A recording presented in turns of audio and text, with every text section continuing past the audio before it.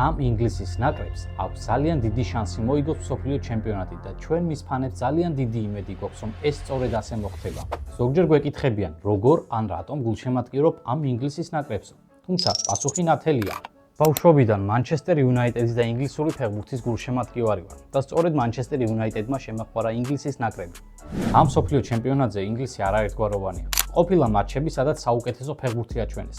ასევე ყოფილა მატჩები, სადაც ფეხბურთი საერთოდ ვერ აჩვენეს.